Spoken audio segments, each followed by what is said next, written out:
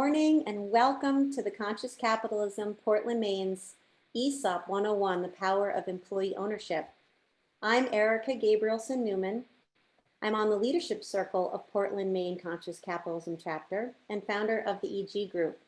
I am thrilled to be here with you this morning. This is going to be a great discussion, and I know it because I had a sneak preview today as the moderator. This morning, you'll be hearing from three business leaders with big hearts and big visions who have built very successful, high growth, and sustainable companies. They are successful in terms of people, profits, and how they handle our planet. Two are certified B Corps. All three are employee-owned with employee stock ownership plans, or ESOPs as they are known, which is the topic of today's webinar. So here's how today will go. I will introduce you in a minute to the panel, and then we'll hear an overview, the ESOP 101, from national expert Alex Moss. Then we'll hear about two different but successful paths from Maine leaders, Jim Van Fleet of Mainly Tubbs and Fortunat Mueller of Revision Energy. After a short discussion among the panelists, we'll open up a discussion with all of you, so please hold your questions and comments until we get to the discussion part, which we have set plenty of time aside for. We will be recording this and making slides available to all. And again, please mute yourselves. I think everyone's muted. And now a quick note for those of you new to Conscious Capitalism Portland, Maine's chapter. We were founded in 2019 by Tara Jenkins and Elizabeth Ross Holstrom, who are both on this call. Welcome, Elizabeth and Tara, our fearless leaders. And we're part of a global movement that was started by John Mackey, founder of Whole Foods, and Dr. Raj Sisodia of Babson College. What drives our Portland, Maine chapter? Well, we're about 200 volunteer business leaders and entrepreneurs who believe in the power of tying purpose with profitability, social environmental justice in business, and making work more meaningful for positive change in the world.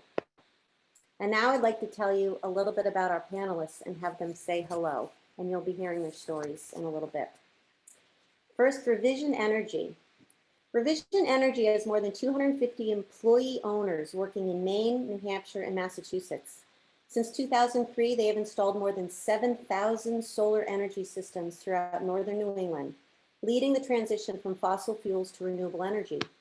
Revision is ranked nationally in the top 25 rooftop solar contractors and #1 in New England. They're a certified B Corp with a score that has risen every year, rising over 30 points since its first certification in 2015, more than doubling the average ranking for B Corps. And a little side note on B Corp certification. An ordinary business of the same size as Revision, 50 to 250 employees, has an average ranking of 53.6. In 2015, Revision's first score was 94.4. In 2018, they scored 125.5 on B-Lab's rigorous third-party measures.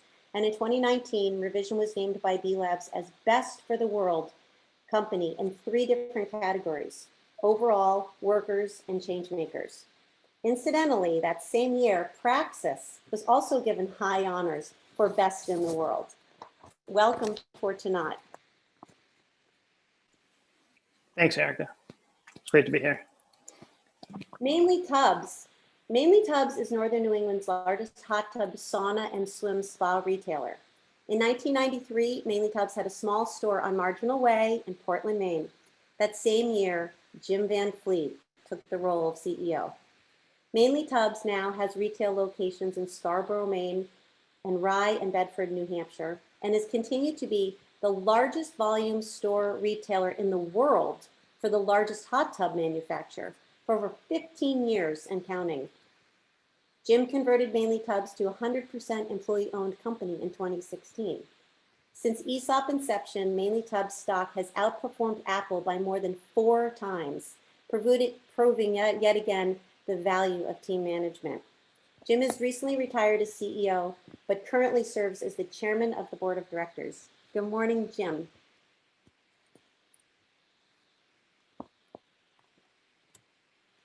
Okay.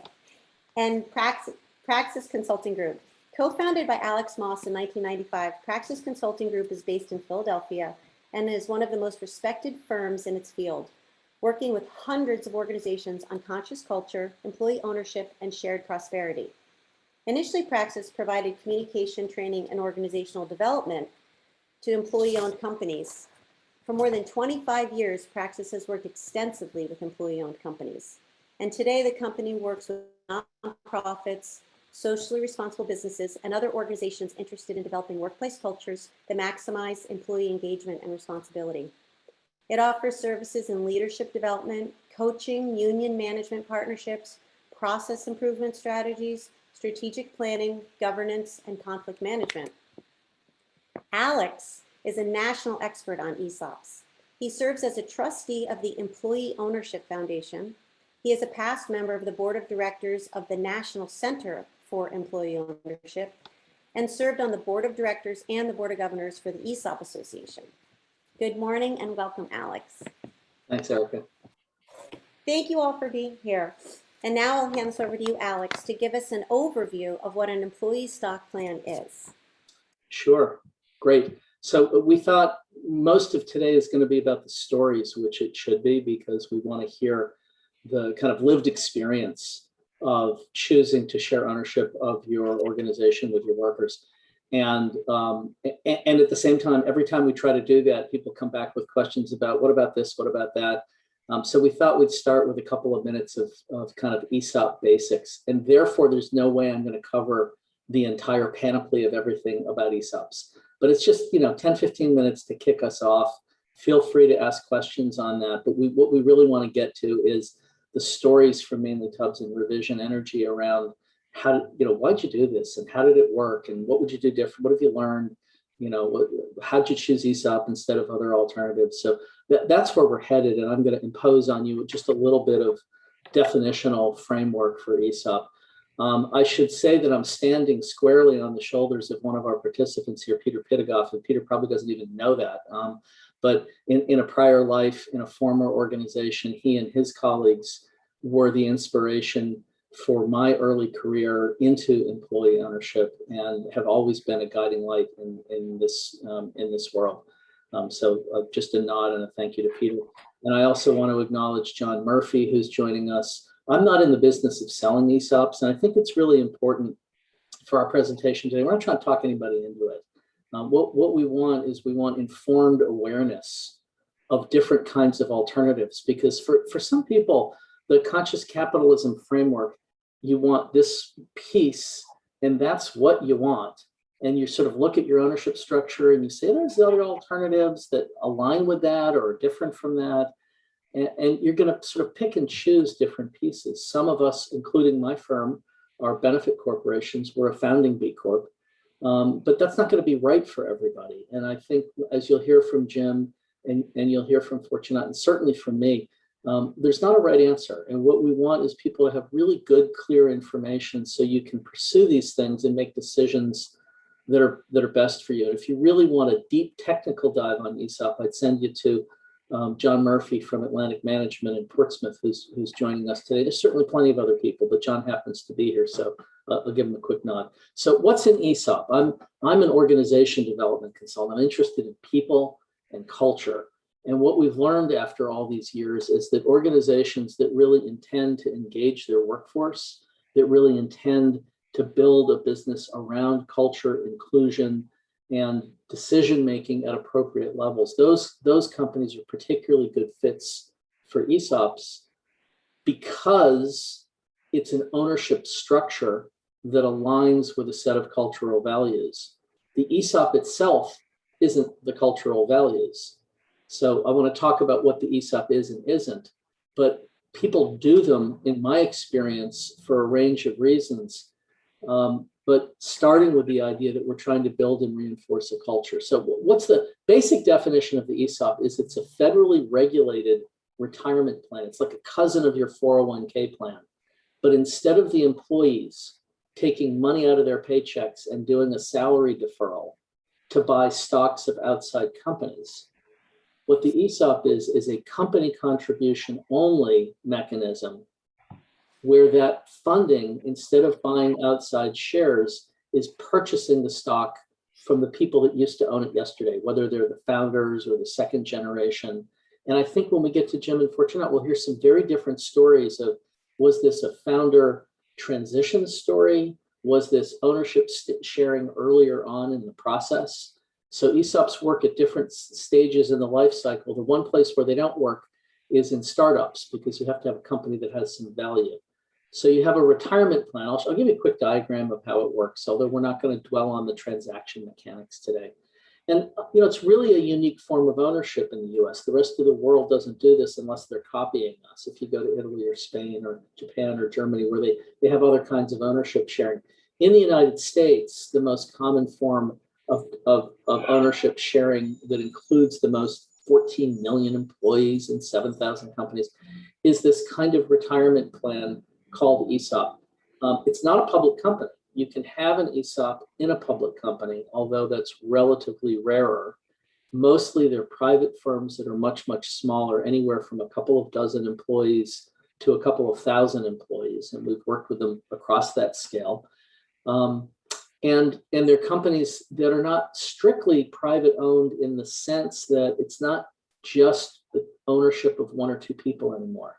The ownership goes into an employee trust, which serves as a shareholder. And I'll give you a couple of pictures on that as we go. So in functional sense, the ESOP is a buyer for the stock of people who are ready to sell, but don't want to sell. When we're doing employee ownership games, we often call it Snidely Whiplash. I'm dating myself. If you remember Dudley Do-Right, the bad guy tying the maiden to the train tracks. You're trying not to sell to somebody that's the wrong buyer. You're trying to keep your company in friendly hands. And the ESOP is a retirement plan that allows you to do that. So let's look at the next slide.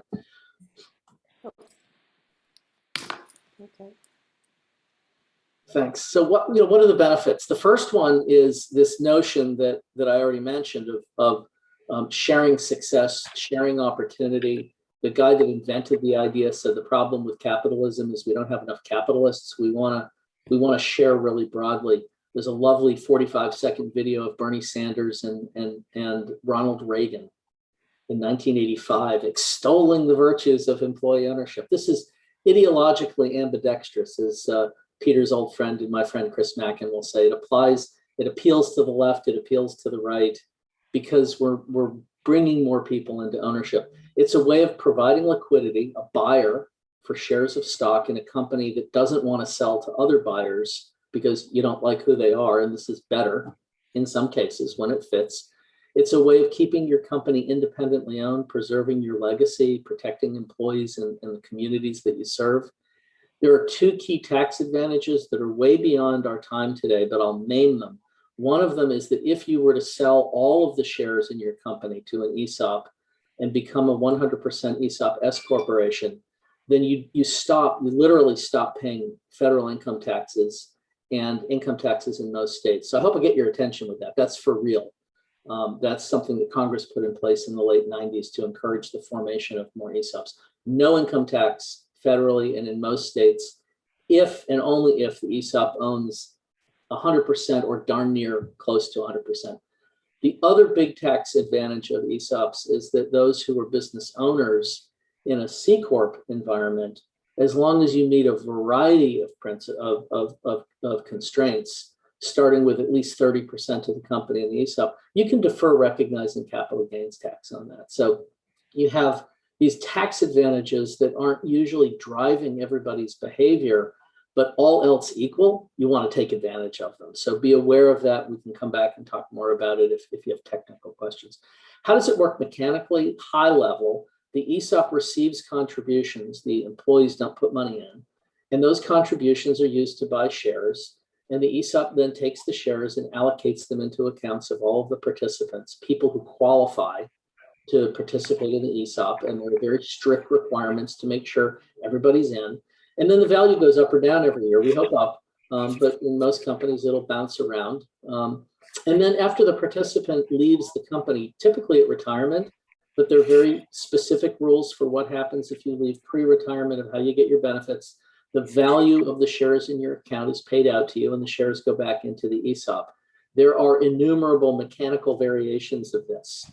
Big picture, The ESOP buys stock from those who didn't want to sell it to an outsider, divvies it up to employees who don't pay for it but get it as part of their retirement benefit.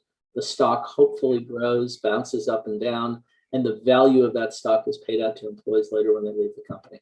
Big picture.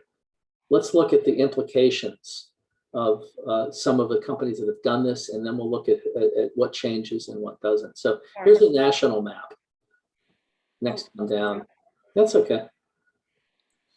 Thanks. So here's, nationally, you don't want us to talk about all of these because we're going to hear two stories in detail. The biggest one out there is Publix with over 200,000 worker owners. So you can do this in a pretty big business.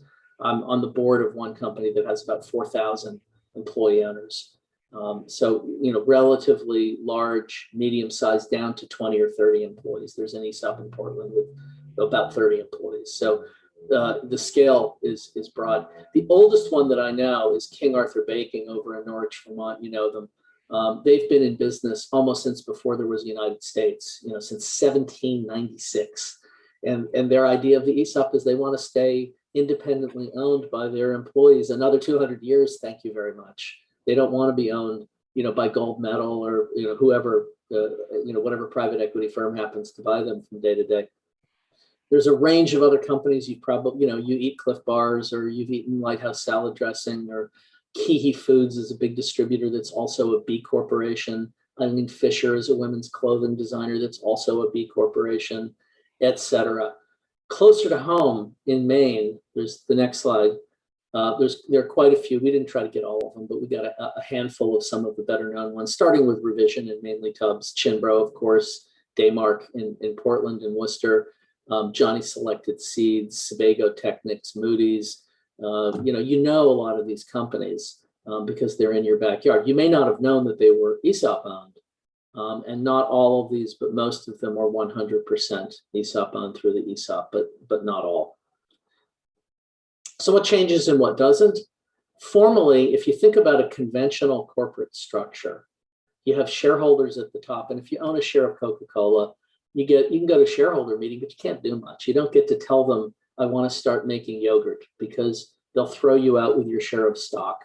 It's not a shareholder right to run a company. People worry sometimes that ESOPs are going to result in kind of the breakdown of management control, which is, of course, not true. Shareholders don't run companies. They elect boards. The board oversees the company. I sit on 3 ESOP company boards currently. And then the company continues to be managed. The bottom half of this diagram doesn't change legally in an ESOP. What changes, if you hit the next one, Erika, is that instead of the inside and outside shareholders, the ESOP buys some or all of the companies, and often the inside and outside shareholders are done. They've sold and they go away. And the participants, the employees who meet the requirements, which is almost everyone, will join the ESOP and be represented by the ESOP trust. The trust is the shareholder. It doesn't want to run your company. The trust wants to know that you have a good board overseeing a good company, and then they want to stay out of your way, because what they're interested in is making sure that we're creating value for your employees and sharing with them when it's their turn to collect later in life. So that the top of the picture changes dramatically in the sense that we have a whole new shareholder in town. The bottom of the picture doesn't change very much at all. And in the middle, you oftentimes see people like me, outsiders who know something about this, sitting on a board of directors. It's very, very common to expand your board of directors a little bit to have 1 or 2 outside either business, industry, or ESOP type experts.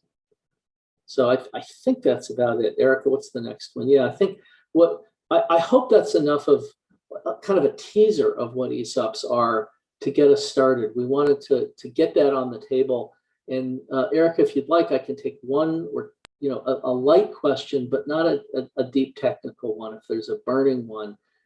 I think what we then want to do is go to Jim and Fortunat and hear their stories, kind of relate it to this ESOP framework definitionally, and then help all of you think about, does this make any sense for me? Should I be thinking about it? What else would I need to know in order to make a really thoughtful decision about whether to go down this path?